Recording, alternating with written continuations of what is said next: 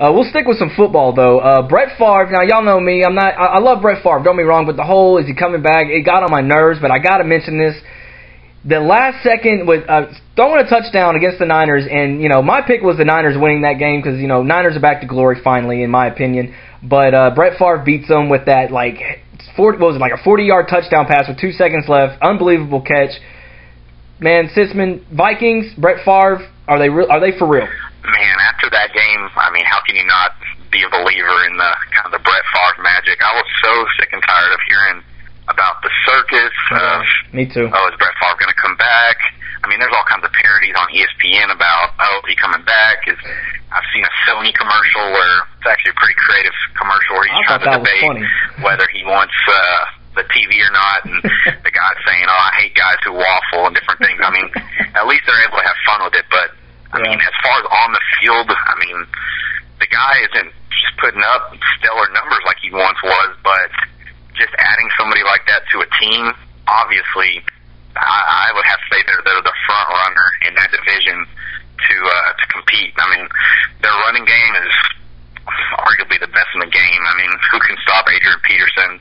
Yeah. And if Brett Favre just doesn't lose them the game, their defense is obviously going to keep them in the game every week. So I'm gonna jump on that bandwagon and say that they definitely have a shot at going to the Super Bowl this year if kind of everything keeps moving, because what he's been able to bring to the table for that team is definitely something they didn't have with Tavares Jackson and my ex-Texan Sage Rosencopter. Yeah, so there you go. There was a reason they brought him in, a reason that he's Brett Favre, and that's one of the reasons he'll go down and be a Hall of Famer one day. So yeah, if he ever decides to quit playing, or one day he will. That's got to be the first step. If he has to decide to quit playing before he can get into the Hall of Fame. But I don't know. I enjoy watching him, man. Yeah, without a doubt, I do too, man. I got to see him when the Packers came to Houston about, I think it was in 2004 for Sunday Night Football. I believe I got to see him play, and of course I saw him tear up our Texans.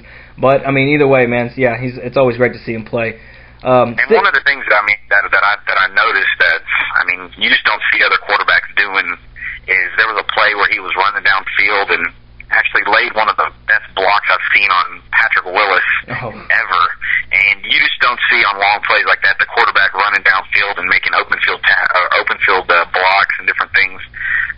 Those types of things can lead your team to a Super Bowl, and that's really what you. If you're looking for the little things that get you over the hump, that would definitely be one. That type of effort by your 40-year-old quarterback. I know, right? I couldn't even picture my dad at 40 years old trying to lay any kind of block on anybody. He'd probably get killed. Sorry, Dad, I love you. All right, sticking with that division, though, the Detroit Lions. Wait, before I even say anything, I want to roll a clip about my prediction about the Lions winning last week and what I'm sorry, Joe, we're picking on you, I know, but what you said to me when I said the Lions were going to win. So I want to show you that clip, too, so let's roll that real quick. I got Washington at Detroit. And yes, I am saying these. These words are coming out of my mouth. You can see it right here. I'm saying Detroit will pick up their first win in a very, very long time. Screw, I already know you disagree with me on that, so go ahead. Whatever you're smoking, keep that away from me, because I got to go with the Skins in this one. You realize you're picking a team that has lost, I believe, 19 consecutive games? No, I can't do it. Sorry, buddy. I got to go with the Skins on that one. All right, so there you have it. Joe was laughing at me saying, you know what? I don't care. I told you they were going to win. I told you the Redskins were trash. So the Lions win their first game. Now, will they win? Will it take them 19 more games to win their second game? I don't know, but is it really significant that the Lions win their first game since December 23rd of 2007? Wow. You knew they had to win one. They weren't going to go 0-16 again. At least I hope they weren't. But they actually met up against a team that's arguably even worse than them right now. Washington is struggling, to say the least. Yep. Probably one of the most talented teams in football that is obviously not coached well and doesn't really know how to build the team chemistry that you kind of really have to have in the NFL. But I think Detroit,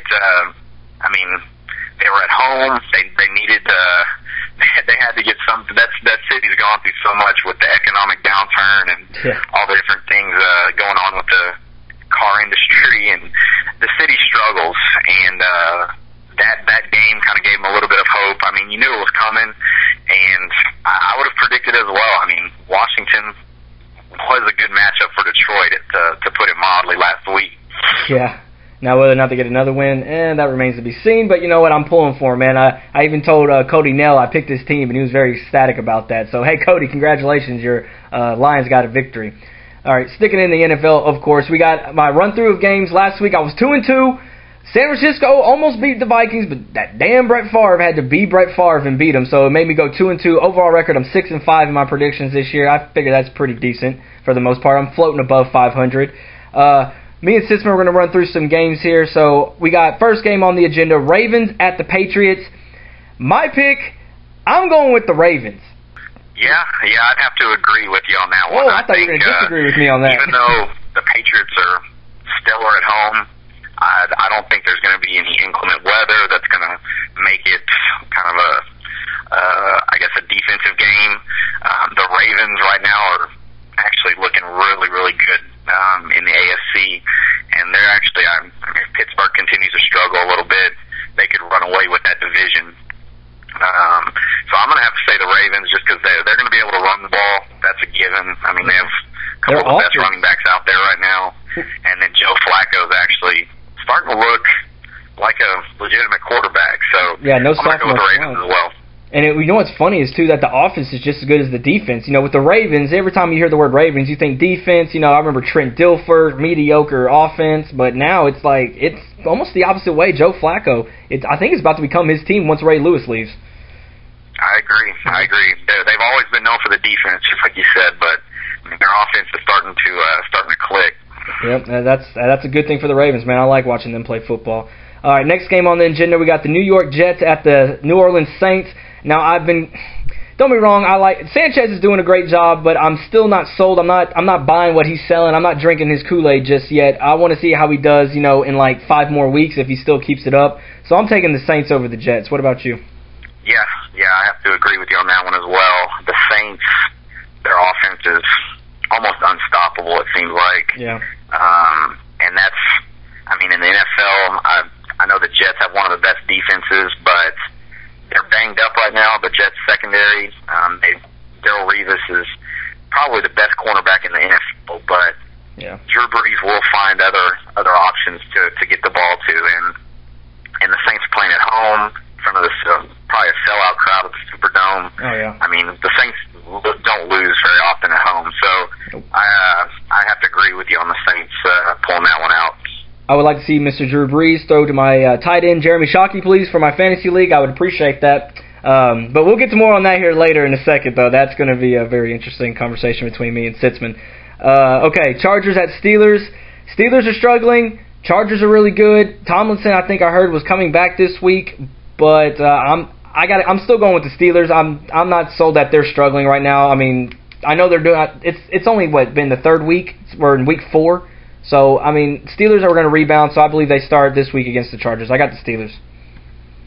I'm actually going to disagree with you on this one. When I first looked at this game, I was like, yeah, the Steelers are at home.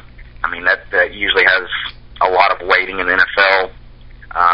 Very much kind of what we talked about with Brett Favre, being a leader, just by kind of doing those extra things. I think when they lost Troy Polamalu on that defense, they kind of lost that extra little I don't know what really the word for it is, but you know what I'm talking about. Yeah, the Steelers' defense just hasn't looked the same since he went down, and the Chargers getting Tomlinson back.